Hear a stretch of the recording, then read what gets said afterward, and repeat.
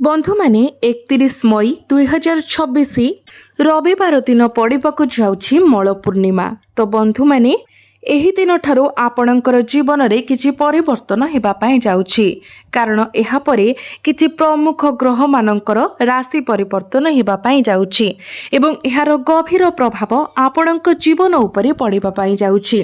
दीर्घ 12 वर्ष परे गुरु कर्कट राशि रे उच्चस्थ हेबा पई जाउछि, जहा 12टी जाक राशिर व्यक्ति विशेष मानक उपरे गभीर प्रभाव पकाइबाकु जाउछि। तो आजिरो एही भिडियो रे आमे माने कुंभ राशि विषय आलोचना करिबा। तो बंधु माने पूर्वरु गुरु आपणकर षष्ठ भावरे गोचर करुथिले, किंतु एही मल पूर्णिमा परे परे गुरु आपणकर सप्तम भावको गोचर करिबे एवं आपणकर जीवन रे एक बहुत बड़ परिवर्तन आनिबे। पूर्वरु गुरु खराब स्थिति रे थिले, षष्ठ भावटी को कुंडली रे भलो बोली माना जाई न थाए। षष्ठ भावटी होता है रोग ऋण एवं शत्रुर भाव। तो वर्तमान आपणकर शनि 7.5 मध्य चली, तेणु उभय दृष्टि आपण को अनेक समस्यार सम्मुखीन होगा पड़ूला, किंतु एही मल पूर्णिमा परे परे गुरुंकर राशि परिवर्तन हेबा सहित आउ 4टी ग्रह मध्य निजर राशि परिवर्तन करिवे। गुरुंक परे परे शुक्र, सूर्य, मंगल एवं बुध मध्य निजर राशि परिवर्तन करिवे। तेबे एही मल पूर्णिमा परे परे आपनकु केउ सब क्षेत्र रे सफलता मिलिबाकु जाउछि एवं केउ क्षेत्र रे आपनकु सतर्कतार आवश्यकता रहुछि। आपनकर जीवनर केउ सब बड़ स्वप्न पूर्ण हेबा पई जाउछि, केउ सब सफलता आपनकु अपेक्षा करि रहिछि एवं केउ सब क्षेत्र रे आपनकु प्रतिकारर आवश्यकता रहिछि। से विषय रे आजिरो एही भिडियो रे आमे माने विस्तार भाବରେ आलोचना करिबा। तेणु आपण माने भिडियोटी को स्किप न करी शेष पर्यंत निश्चय देखंतु एवं भिडियोटी को लाइक करी चैनलटी को सब्सक्राइब करि दियंतु। कमेंट बॉक्स रे भक्ति एवं श्रद्धार सहित जय श्री विष्णु जय मां लक्ष्मी अवश्य लिखंतु। बंधु माने दीर्घ 12 वर्षर व्यवधान परे देवगुरु बृहस्पति 2 जून को कर्कट राशि रे उच्चस्थ हेबे। आपणकर आगामी वर्षर समग्र गतिपथ को देवगुरु बृहस्पति मौलिक भाव परिणत करिवे। आपण अनुभव करिवे जे आपण जहा स्वप्न रे सुधा भाबी नथिले ताहा आपणकु मिलिबाकु जाउछि। एहा परे 8 जून को शुक्र मध्य कर्कट राशि को आसी जिवे। तापरे 15 जून को ग्रह मानकर राजा सूर्य एवं मिथुन राशि रे प्रवेश करिवे। एहा परे जून 21 को मंगल वृष राशि रे प्रवेश करिवे। तापरे जून 22 को बुध कर्कट राशि रे प्रवेश करिवे। तो देखिबा जदि तो जून मास आरंभରୁ जून मास शेष पर्यंत विभिन्न ग्रह मानकर गति रे परिवर्तन आसीबाकु जाउछि। तो बंधु माने जून 2 तारिख को गुरु आपणकर षष्ठ भाव में प्रवेश करिवे। एहा परे परे शुक्र एवं बुध मध्य आपणकर षष्ठ भाव को आसीजिवे।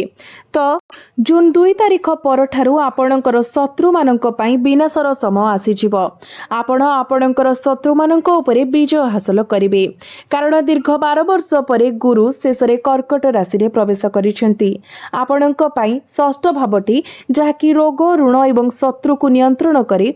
तो जून 2 तारिख आपण देखिबे जे जो व्यक्ति माने आपणकर पछ पाखरे दीर्घ समय धरी षड्यंत्र करुछंती, ईर्षा पोषण करुछंती एवं सक्रिय भावरे आपणकु दुर्बल करिबा पई चेष्टा करुछंती, सेमाने एबे गुरुंकर प्रतिशोधर भयंकर शक्तिर सम्मुखीन हेबे। शुक्रंकर प्रभाव मध्य स्पष्ट हेबो एवं बुध मध्य अत्यंत सक्रिय देखा जाउछंती, जहा फଳରେ जो माने आपणक पई असुविधा सृष्टि करुछंती सेमाने स्वाभाविक भावरे निजे शांत होइचिबे। अन्य सप्तरे जो माने आपणकर पछपटे षड्यंत्र रचना करुछंती सेमाने जून 2026 रु आपणकु क्षति करबाकू संपूर्ण शक्तिहीन हेबे। खुशीर एक प्रकृत पर्व आपणकर द्वार रे पहुंचीबाकू जाउछि। आपण जदि दीर्घ दिन धरी कौनसी ऋण भारे चापग्रस्त थिले, तेबे जून 2 तारिख परे जेतेबेले गुरु आपणकर षष्ठ भाव प्रवेश करिवे तो आपणकु सेई ऋण परिशोध करिवार एक उत्कृष्ट सुजोग मिलिबो। ଏହା ବ୍ୟତୀତ ଯଦି କୌଣସି ଆଇନଗତ ବିବାଦ ବହୁତ ଦିନ ଧରି ଲାଗି ରହିଛି, ଯାହାକୁ ଆପଣ ସମାଧାନ କରିବା ପାଇଁ ଚେଷ୍ଟା କଲେ ମଧ୍ୟ ସମାଧାନ କରିପାରୁନଥିଲେ, ତେବେ ସେହି ଆଇନଗତ ଲଢ଼େଇ ଏବେ ଆପଣଙ୍କର ସପକ୍ଷରେ ଯିବ। ଆପଣଙ୍କର ବିଜୟ ସୁନିଶ୍ଚିତ, କାରଣ ବର୍ତ୍ତମାନ ଘଟୁଥିବା ଘଟଣାଗୁଡ଼ିକ ବିଗତ 12 ବର୍ଷର ହିସାବ ସମାଧାନ କରିବ। ଜୁନ୍ 2 ତାରିଖରେ ବୃହସ୍ପତି କର୍କଟ ରାଶିରେ ପ୍ରବେଶ କରିବା ମୁହୂର୍ତ୍ତରେ ଆପଣ ଗତ 12 ବର୍ଷ ଧରି ଅଟକି ରହିଥିବା ସମସ୍ତ କାର୍ଯ୍ୟରେ ବୃଦ୍ଧି ଦେଖିବେ। ଆପଣ ତୁରନ୍ତ ସେଥିରେ ଗତି ଦେଖିବେ। ତଥାପି ଆପଣଙ୍କୁ କିଛି ସତର୍କତା ପ୍ରତି ମଧ୍ୟ ଧ୍ୟାନ ଦେବାକୁ ପଡ଼ିବ। ଯେପରି ଆମେ ଆରମ୍ଭରେ ଉଲ୍ଲେଖ କରିଥିଲୁ, ଆପଣଙ୍କ ପକ୍ଷରୁ ଏକ ଛୋଟ ଭୁଲ ମଧ୍ୟ ସବୁକିଛି ବିପଦରେ ପକାଇପାରେ। ଏହାପରେ ଜୁନ୍ 15 ତାରିଖକୁ ସୂର୍ଯ୍ୟ ମିଥୁନ ରାଶିରେ ପ୍ରବେଶ କରିବା ସମୟରେ ଆପଣଙ୍କର ଜୀବନର ଦ୍ୱାରରେ ଠକ୍ ଠକ୍ କରିବାକୁ ଥିବା ଦ୍ୱିତୀୟ ପ୍ରମୁଖ ଘଟଣା ଘଟିବ। ସୂର୍ଯ୍ୟ ଯିଏ ବର୍ତ୍ତମାନ ଆପଣଙ୍କର ଚତୁର୍ଥ ଭାବରେ ଅଛନ୍ତି, ତ ଆପଣଙ୍କର ପଞ୍ଚମ ଭାବରେ ପ୍ରବେଶ କରିବେ ଏବଂ ସୂର୍ଯ୍ୟ ପଞ୍ଚମ ଭାବକୁ ଆସିବା ମାତ୍ରେ ଆପଣଙ୍କର ନିଷ୍ପତ୍ତିରେ ସଠିକତା ଆସିବ। ଯେଉଁମାନେ ଆପଣଙ୍କୁ ବାରମ୍ବାର ସମାଲୋଚନା କରୁଥିଲେ, ଦାବି କରୁଥିଲେ ଯେ ଆପଣ କିଛି ହାସଲ କରିପାରିବେ ନାହିଁ, ଆପଣଙ୍କର ପସନ୍ଦ ତ୍ରୁଟିପୂର୍ଣ୍ଣ ଥିଲା, ଆପଣଙ୍କର ଜୀବନ ଟ୍ରାକ୍ ବାହାରେ ଥିଲା କିମ୍ବା ଆପଣଙ୍କର ମାର୍ଗଦର୍ଶନ ଭୁଲ ଥିଲା, ସେମାନେ ଏବେ ଏକ ଜୋରଦାର ଜବାବ ପାଇବେ। ନିଶ୍ଚିତ ରୁହନ୍ତୁ, ଜୁନ୍ 15 ତାରିଖରେ ସୂର୍ଯ୍ୟ, ଯିଏକି ଗ୍ରହମାନଙ୍କର ରାଜା, ପଞ୍ଚମ ଭାବରେ ଶକ୍ତିର ସ୍ଥିତିରେ ପ୍ରବେଶ କରିବା ମାତ୍ରେ ଆପଣଙ୍କର ନିଷ୍ପତ୍ତି ଏବଂ ବିଚାର ସମ୍ପୂର୍ଣ୍ଣ ସିଦ୍ଧ ପ୍ରମାଣିତ ହେବ। ଆପଣଙ୍କ ମତରେ କନଫିଡେନ୍ସ ଲେଭେଲ ବଢ଼ିବ। ଯେଉଁମାନେ ଛାତ୍ରଛାତ୍ରୀ ଅଛନ୍ତି, ଶିକ୍ଷା କ୍ଷେତ୍ରରେ ସେମାନଙ୍କୁ ଅଭୂତପୂର୍ବ ସଫଳତା ମିଳିବ। କାରଣ ଗ୍ରହମାନଙ୍କର ରାଜା ଆପଣଙ୍କୁ କେବଳ ଅପାର ଆତ୍ମବିଶ୍ୱାସ ନୁହେଁ, ବରଂ ପ୍ରଚୁର ଜ୍ଞାନର ଭଣ୍ଡାର ପ୍ରଦାନ କରିବାକୁ ଯାଉଛନ୍ତି। ଏହା ବ୍ୟତୀତ ଆପଣ ଆପଣଙ୍କର ସନ୍ତାନ ସନ୍ତତିମାନଙ୍କ ବିଷୟରେ ମଧ୍ୟ ଭଲ ଖବର ପାଇବେ। ଆପଣଙ୍କର କ୍ୟାରିୟରରେ ମଧ୍ୟ ଆପଣ ଏକ ବହୁତ ବଡ଼ ପରିବର୍ତ୍ତନ ଦେଖିବାକୁ ପାଇବେ। ଜୁନ୍ 2ରୁ ଜୁନ୍ 15 ପର୍ଯ୍ୟନ୍ତ ସମୟ ଗୁରୁଙ୍କର ତତ୍ତ୍ୱାବଧାନରେ ଥିଲାବେଳେ ଜୁନ୍ 15 ତାରିଖରୁ ସୂର୍ଯ୍ୟ ଆପଣଙ୍କ ନିଷ୍ପତ୍ତିର ସଠିକତା ସୁନିଶ୍ଚିତ କରିବାର ଭୂମିକା ଗ୍ରହଣ କରିବେ। ଏବେ ଜୁନ୍ 21 ତାରିଖକୁ ମଙ୍ଗଳ ଆପଣଙ୍କର ଚତୁର୍ଥ ଭାବରେ ପ୍ରବେଶ କରିବା ମାତ୍ରେ ଯେମିତିକି ଆପଣଙ୍କର ଚତୁର୍ଥ ଭାବଟି ଆପଣଙ୍କର ଧନ, ସମ୍ପତ୍ତି, ଭୂମି ଏବଂ ସମସ୍ତ ପ୍ରକାରର ଭୌତିକ ସୁଖର ଭାବ ଅଟେ। ଆପଣଙ୍କର ମାଙ୍କର ଭାବ ଅଟେ। ତ ଜୁନ୍ 21 ତାରିଖ ପରେ ଏକ ପ୍ରକୃତ ଚମତ୍କାର ସ୍ପଷ୍ଟ ଭାବରେ ଦୃଶ୍ୟମାନ ହେବ। ଆପଣଙ୍କର ଜୀବନରେ ବହୁ ବର୍ଷ ଧରି ଅଦୃଶ୍ୟ ରହିଥିବା ଘଟଣାଗୁଡ଼ିକ ଏବେ ଶେଷରେ ପ୍ରକାଶ ପାଇବାକୁ ଯାଉଛି। ଆପଣ ଜମି, ଯାନବାହନ, ସମ୍ପତ୍ତି ସମ୍ବନ୍ଧୀୟ ବିଷୟଗୁଡ଼ିକ ଗୁରୁତ୍ୱପୂର୍ଣ୍ଣ ଗତି ପାଇବ। ଧରନ୍ତୁ ଆପଣ ଅନେକ ଦିନ ଧରି ଏକ ଘର ନିର୍ମାଣ କରିବାକୁ ଚିନ୍ତା କରୁଥିଲେ କିମ୍ବା ହୁଏତ ଏକ ନୂତନ କଳକାରଖାନା ପ୍ରତିଷ୍ଠା କରିବାକୁ ଯୋଜନା କରୁଥିଲେ କିମ୍ବା ହୁଏତ ଆପଣଙ୍କର ଘରର ନବୀକରଣ କରିବାକୁ ଚାହୁଁଥିଲେ, ତ ଏହି ସମୟ ଆପଣଙ୍କ ଭାଗ୍ୟ ପାଇଁ ଏକ ଖେଳ ପରିବର୍ତ୍ତନକାରୀ ହେବ। ଆପଣ ଆପଣଙ୍କର ବର୍ତ୍ତମାନର ବାସସ୍ଥାନକୁ ନବୀକରଣ କରିବା ପାଇଁ କିମ୍ବା ଏକ ନୂତନ ଘର ନିର୍ମାଣ କରିବା ପାଇଁ ଉତ୍କୃଷ୍ଟ ଡିଲ୍ ପାଇପାରନ୍ତି। ସଂକ୍ଷେପରେ ଜୁନ୍ 21ରୁ ଜୁନ୍ 30 ପର୍ଯ୍ୟନ୍ତ ସମୟ ଏବଂ ପ୍ରକୃତରେ ଏ ମାସର ସମ୍ପୂର୍ଣ୍ଣ ଶେଷ ମହାନ ଏବଂ ଅତୁଳନୀୟ ହେବାର ପ୍ରତିଶ୍ରୁତି ଦିଏ। ମଙ୍ଗଳ ଆପଣଙ୍କର ଚତୁର୍ଥ ଭାବରେ ଅତ୍ୟନ୍ତ ଅନୁକୂଳ ଭାବରେ ଅବସ୍ଥିତ ହୋଇଥିବାରୁ ଅନେକ ନୂତନ ସୁଯୋଗ ଆପଣଙ୍କର ଦ୍ୱାରକୁ ଠକ୍ ଠକ୍ କରିବ, ଯେତେବେଳେ କି ଆପଣଙ୍କର ଭୟ କରିବାର କୌଣସି ଆବଶ୍ୟକତା ନାହିଁ।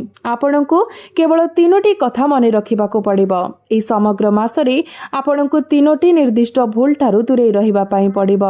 ଯଦି ଆପଣ ଏହି 3ଟି ଭୁଲ କରନ୍ତି, ତେବେ ଆପଣଙ୍କ ପାଖକୁ ଆସୁଥିବା ଧନର ଦେବୀ ମା ଲକ୍ଷ୍ମୀ ଅସନ୍ତୁଷ୍ଟ ହୋଇ ମୁହଁ ଫେରାଇ ନେବେ। ଆପଣଙ୍କର ହାତକୁ ଆସୁଥିବା ଟଙ୍କା ଆଖି ପିଛୁଳାକେ ଅଦୃଶ୍ୟ ହୋଇଯିବ। ତ ବନ୍ଧୁମାନେ, ଯେହେତୁ ଆପଣଙ୍କର ଷଷ୍ଠ ଭାବରେ ଏକ ଗୁରୁତ୍ୱପୂର୍ଣ୍ଣ ଗ୍ରହ ସଂରଚନା ହେଉଛି, ଯେଉଁଠାରେ ବୃହସ୍ପତି, ଶୁକ୍ର ଏବଂ ବୁଧ ସମଗ୍ର ମାସ ତମାମ ଏକତ୍ରିତ ହେବେ, ତ ଆମେ ଆପଣଙ୍କୁ ପୂର୍ବରୁ ଜଣାଇଥିଲୁ ଯେ ଜୁନ୍ 2 ତାରିଖରେ ଗୁରୁ କର୍କଟ ରାଶିରେ ପ୍ରବେଶ କରିବେ। ଏହାପରେ ଜୁନ୍ 8 ତାରିଖକୁ ଶୁକ୍ର ମଧ୍ୟ କର୍କଟ ରାଶିରେ ପ୍ରବେଶ କରିବେ ଏବଂ ଜୁନ୍ 22 ତାରିଖକୁ ବୁଧ ମଧ୍ୟ କର୍କଟ ରାଶିରେ ପ୍ରବେଶ କରିବେ, ଅର୍ଥାତ୍ ଆପଣଙ୍କର ଷଷ୍ଠ ଭାବରେ। ଏହି ତୀବ୍ର ଗ୍ରହ କାର୍ଯ୍ୟକଳାପ ମାସ ସାରା ରହିବ। ତ ଆମେ ଆପଣଙ୍କୁ ଏକ ନିର୍ଦ୍ଦିଷ୍ଟ ଚେତାବନୀ ଦେବାକୁ ଚାହୁଁଛୁ। କୌଣସି ପରିସ୍ଥିତିରେ ଭୁଲରେ ମଧ୍ୟ ଆପଣ କାହା ଉପରେ ଅନ୍ଧ ଭଳି ବିଶ୍ୱାସ କରନ୍ତୁ ନାହିଁ, ବିଶେଷ କରି ଆପଣଙ୍କର କ୍ୟାରିୟରରେ। ଯଦି ଆପଣ ଆପଣଙ୍କର କାମ ବିଷୟରେ କାହା ଉପରେ ବିଶ୍ୱାସ କରନ୍ତି, तेबे सही व्यक्ति आपणकर निज मंडलीर केही जणे आपणकर योजना चोरी करि पारंती। सेमाने आपणकर धारणा चोरी करि पारंती। निजको आगको बढ़ाइबा पई निज लाभ पई सेगुडी को कार्यकारी करि पारंती। एबे आपणको ठीक सही स्थान रे छाड़ी दियंती जोठारे आपण आरंभ करिथिले। तो ग्रह मानकर गोचर आपण को एक स्पष्ट चेतावनी देउछि। आपण कहा उपरे भी अंधविश्वास रखंतु नाही। जो माने आपण को देखि हसुछंती से माने प्रकृत रे आपणकर पक्षरे नुहंती। स्वार्थपर व्यक्ति माने केवल निजर स्वार्थ पूरण करिबा एवं निजर लाभ बाहर करिबा पई आपणक सहित संयोग करिबा पई प्रस्तुत। आपणकर स्वार्थ को सुरक्षा देबा पई आपणकर योजना एवं चिंताधारा गुडी को संपूर्ण गोपनीय रखंतु। कारण आपण एक अस्वीकार्य सत्य विषय भल भाव जानती। बहुत समय धरी आपणकर प्रकल्प गुड़िक असंपूर्ण रही। आपणकर योजना गुड़िक अटकी जाइछि एवं आपण करबाकू चाहुतबा किछि क्रय वास्तव में परिणत होई पारि नाही। कारण आपण से गुड़िक अकाल रे अन्य मानकू प्रकाश करिथिले। तथापि आपण वर्तमान सठिक परामर्श पाइछन्ति। एही मार्गदर्शन को सतर्कतार सहित पालन करंतु। आपणकर धारणा गुड़ी को गुप्त रखंतु। जदिओ संपृक्त व्यक्ति आपणकर निज रक्त संपर्कीय केबे भी काहा उपरे अंधविश्वास करिबार भूल करंतु नाही। मंगल देवता मानकर सेनापति आपणक पई जमी संपत्ति जानवाहन एवं एक नूतन घर संपर्क रे शुभ खबर आणुछन्ति। तथापि कार्य आरंभ करुथबा ग्रह मध्य एक प्रति क्रिया सृष्टि करे। तेणु मंगलक संपर्क रे अत्यंत सतर्कता अवलंबन करबा उचित। कारण एही भावटी आमर घरोई सुविधा संपत्ति एवं पारिवारिक जीवन को नियंत्रण करे। मंगल वर्तमान एही निर्दिष्ट क्षेत्र रे प्रवेश करबाकू जाउछन्ती। तो जून 21 रु आरंभ करी मासर बाकी समय पर्यंत आपण परिस्थिति रे हठात परिवर्तन देखिबे। परिस्थिति हठात खराब होई पारे। घरोई शांति हठात विपर्यस्त होई पारे एवं आपणक घरर परिवेश हठात चिंतार उत्स होई पारे। एई स्थिति मंगल अति सामान्य कथा पई मध्य घरोई परिवेश को अस्थिर करबाको प्रवृत्त हेबे। तेणु आपणक अत्यंत सतर्क रहिबाको पड़िबो। एवं एठारे आउ एक गुरुत्वपूर्ण सतर्कता अछि। परिवार मध्य शांति थिबा बेले ही जड़े व्यक्ति जीवन में प्रकृत रे आश्वस्तिर निश्वास नहीं पारिबो।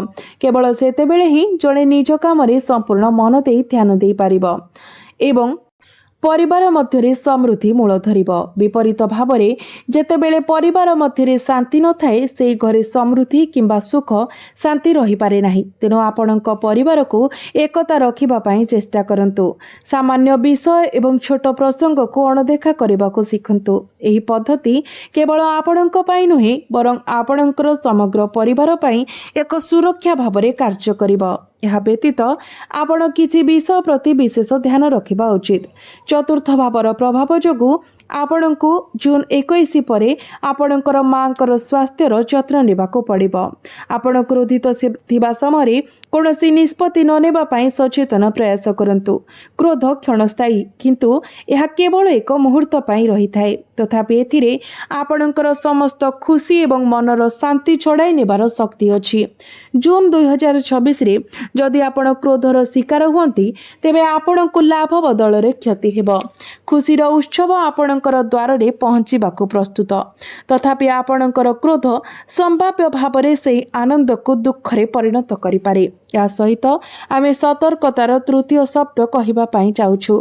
जेहेतु गुरु एवं शुक्र वर्तमान संयोग रे अछंती यह स्वाभाविक जे से माने कोनोसी प्रकार पेट संबंधी समस्या सृष्टि करि पारंती। विशेष करी पाचन संबंधी समस्या। तेणु आपणकर खाद्यपेय प्रति विशेष सतर्क रुहंतु। बाहर खाइबा को संपूर्ण भाव में अवॉइड करंतु। आमे आपणक सहित एबे दुईटी प्रतिकार विषय कहूछु। ए प्रतिकार को जदि आपण पालन करंती तो निश्चित भाव में आपणक पई सुख सौभाग्य वृद्धि हेबार संभावना वृद्धि हेबो एवं जहाँ सब अशुभत्व रहुछि सेगुड़िक मध्य खंडन होइजिब। तो प्रथम प्रतिकार मंगलंकर प्रभाव को कम करिबा पाई जहाँ आपणक घर भितरे शांति एवं सौहार्द्य को विपर्यस्त करुछि। तो सेथिपाई आपण प्रत्येक मंगलवार दिन हनुमान मंदिर परिदर्शन करंतु एवं आपणक सहित अल्प परिमाणर लवंग एवं गुजराती नियंतु। एही लवंग एवं गुजराती को पानपत्र रे गुड़ाई भगवान हनुमान को अर्पण करंतु। नैवेद्य सहित पत्र उपरे गोटिए किंबा 2टी टंकार मुद्रा रखंतु एवं तापरे हनुमान चालीसा पाठ करंतु। जदि संभव हुए तेबे सुंदराकांड मध्य पाठ करि परिबे। यह करिबा द्वारा आपणक कुंडली रे मंगलंकर स्थिति मजबूत हेबो एवं नकारात्मक प्रभाव बदल रे आपणक सकारात्मक प्रभाव प्राप्ति हेबो। आपणक जीवन रे सर्वदा सुख एवं शांति विराजमान हेबो। यह व्यतीत आपण प्रत्येक सोमवार दिन शिवलिंग रे कंचा क्षीर अर्पण करंतु। एथिरे आपण अल्प परिमाणर कला राशि मिश्रण करंतु। यह द्वारा आपण राहुंकर आशीर्वाद पाइबे। आपणकर पूर्वपुरुष माने मध्य आपणक उपरे संतुष्ट हेबे एवं आपणक द्वार रे एते परिमाण रे खुशी नूतन सुजोग एवं धन एकत्रित हेबो जे जून 2 आपणको आपणकर जीवनर समस्त आनंद प्रदान करिवो। तेबे बंधु माने आपणकर जीवन मंगलमय हो, यह ही ईश्वरଙ୍କ निकटरे मोर प्रार्थना। धन्यवाद।